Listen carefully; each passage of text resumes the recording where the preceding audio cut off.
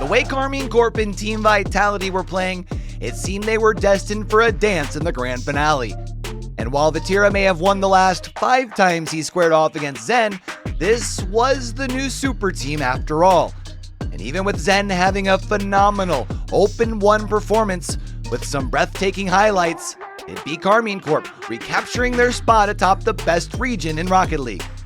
By the way, if it's your first time through, what up, what it do? I'm your boy Q, and this is our quick recap series of RLCS action, because I get it, there's a lot of Rocket League between all of the regions and 3 days of action as well. So whether you missed it or you just want to relive it, let's get down and do what it do. EU Birmingham Major Open number 1 TLDW. And if you want to know how the Swiss stage broke down, I do have a video for that for EU. I'll have a card at the top as well as at the end of the video as well. And as far as for my pick'ems, well, 7 of 8 playoff teams were right, just like over in APAC. Not too shabby. And other than 100% who actually qualified through the winning side of the lower bracket for Group A, which would actually give them a rather favorable draw as Geekay Esports and Ninjas in Pyjamas, a lot of people's preseason 4 and 5 seeds in EU would be forced into an elimination game right off the rip in the lower brackets of the playoff. And Archie, Joyo, and Oli just couldn't seem to get anything going. 2 goals in the first 3 games of the series. And while they would be able to force overtime in game number 4, they would end up getting swept out of the top 8. And then we would have to figure out who would be moving into the top 4 and who would be playing our remaining teams from that lower bracket. And while I'd love to say that our upper bracket quarterfinals were close, they weren't. It truly seemed like Vitality and Karmine Corp were destined for the grand finals, and everyone else was merely playing for placement. But our lower bracket quarterfinals?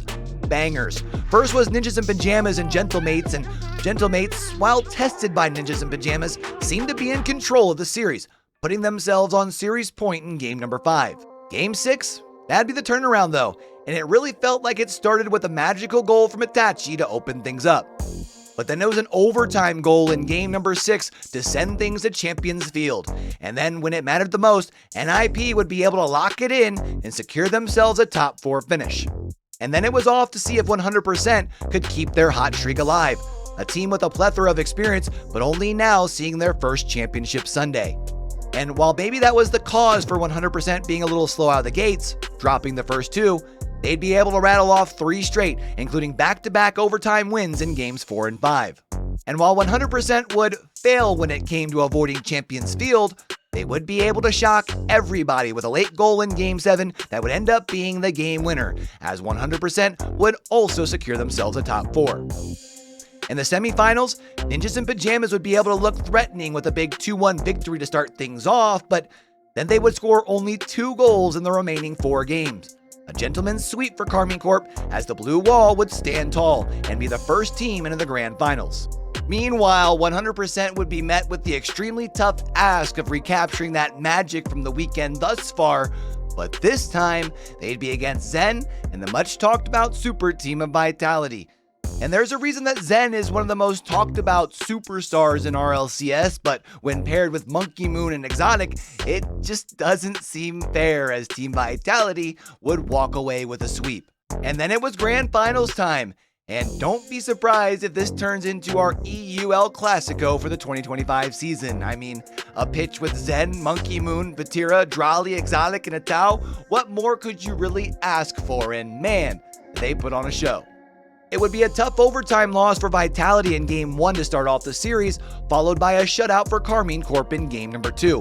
Which is fine for a team like Vitality. A best of 7 is quite a long series, at least if you can win Game number 3. And unfortunately for Vitality, that was not the case. Because right now we're seeing Karmine Corp, they go for all these passes, they're getting really good chances, and then no one's there to actually follow up on it. That one goes central. Dralii is going to be there, and Monkey Moon, the saviour for the orange. Yeah, he makes amends for that miss from earlier. Monkey Moon keeps Vitality in this game, maybe in this series, but threads it past him, and it's amazing! Revolting play from Atow. Gets the challenge of the reset straight under the crossbar. And then once we got to game number 4, 2 early goals in the opening minute of play, which would end up setting the tone for one final victory lap for KC, as they would end up being crowned champions of Open number 1 in EU. But will it be this easy for Karmine Corp moving forward? Only time will tell. I mean, this is a team that swept Vitality, swept Gentlemates, and then only dropped a single game to both Dignitas and NIP. I mean, that's most people's top 5 in EU right there. That's pretty darn impressive for Karmine Corp. Which reminds me, what's the color?